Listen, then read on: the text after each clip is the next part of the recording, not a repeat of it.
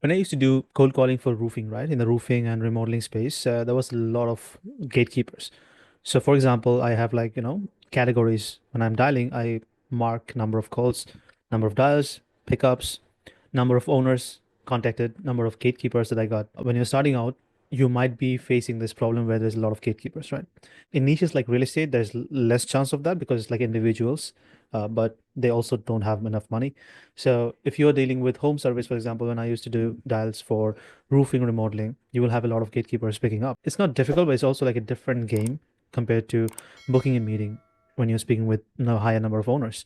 So the law of average, where you pitch to 5 to 7 people, one will be a booked meeting if you really learn the skill and improve the craft well. That is the number that you can expect. But the thing with gatekeepers is that even if it's a pickup, then you can't pitch a gatekeeper. If you pitch a gatekeeper, it's not going anywhere. And if you really want to get past the gatekeeper and get to the owner, it's not a big difference. You can absolutely do that, but it's a waste of time because what happens if you try to do that is it takes 40 seconds, 50 seconds, a minute, and then you end up not having a proper conversation as at all. This is how I look at it. When I used to do the dance, what I used to do is like just completely, ignore gatekeepers. No, you don't have to because you're just starting out. You need to have more exposure to the right amount of people, even if they don't have they're not bigger companies, right? That's the reason they don't have a gatekeeper.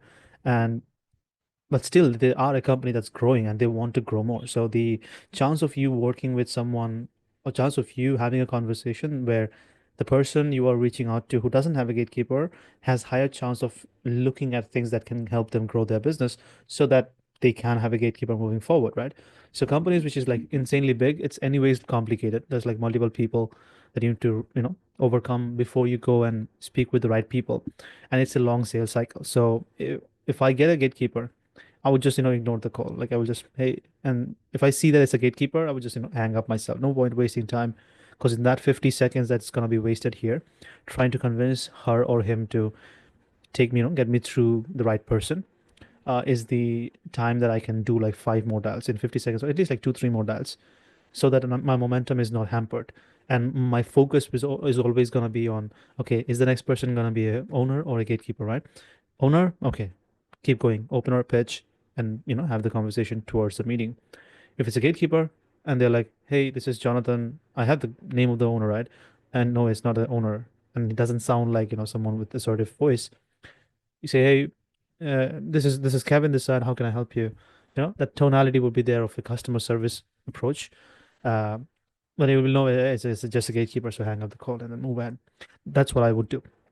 So, whenever I talk with someone who reaches out to me, wants to be a part of the community, they always have like, they're starting the cold calls. And I'm sure you might be also facing this problem or you have faced it before. And the dilemma is like how to exactly overcome that, how to exactly get meetings, even though it's gatekeeper, because right now I'm having a lot of gatekeepers. Uh, so yeah, this is how you look at it. Now, second question is, if I have like only gatekeepers call, picking up the phone, what to do?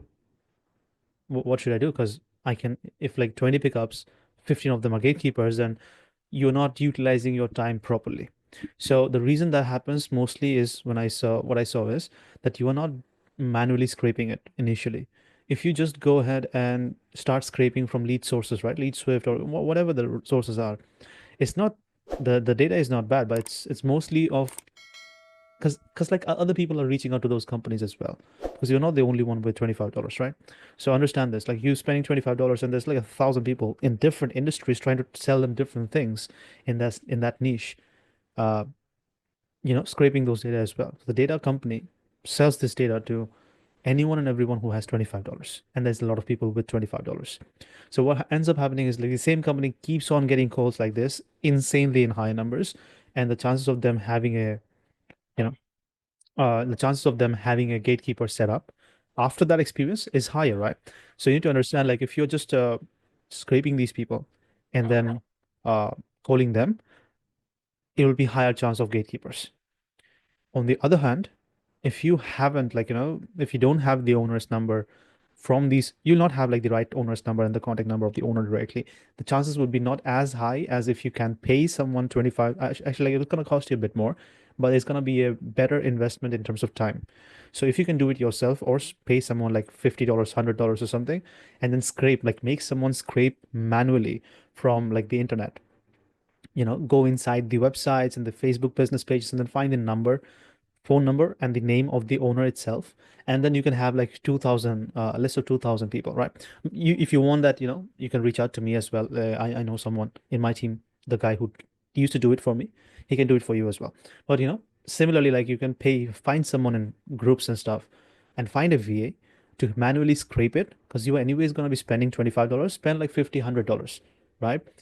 You don't have to spend like $100 right away. Spend like $50, get like 500, or maybe like 1,000. Sometimes you can get 1,000 for like 60, $70. Get that. It's going to give you a higher chance, higher return of investment in terms of time, because money lost once you can get it back. But the time lost once, you will never get back, no matter how much money you pay. So let's not waste time. That's what I would think. So go and, invest or manually scrape. Like if you don't have funds, go into Facebook business pages or in the websites and, find like do Google search and then find like, just find 1,000. And then those people from these 1,000, just start dialing these 1,000. Now what happens is like 20% will pick up, and then you are still left with like, 800 people. You keep dialing these numbers until you like do 10 times, go through the list like at least like 2, 3 times. By that time, you will learn how to cold call. You will get at least like 20, 25 meetings. So you'll get at least your first couple sales. From there, you can pay even higher for other people to do like, 10,000 scrapes. That's how I did. So if that is the way you go, then what happens is like you can also get people, like you can scrape uh, data where the number of gatekeepers are less because it's not directly like the chances decreases. The chances lowers, right? If you also got like there's a lot of websites as well where they show you, like for example, my VA used to like find businesses which is like less than 10, 15 years old, right, in the roofing space. And I still have that list. So if you want like, I have like, maybe like, like 3, 4, 4,000, 7,000. Yeah, I have 7,000 business lists. If you want that list, you can take it as well. Because the number of gatekeepers is very low.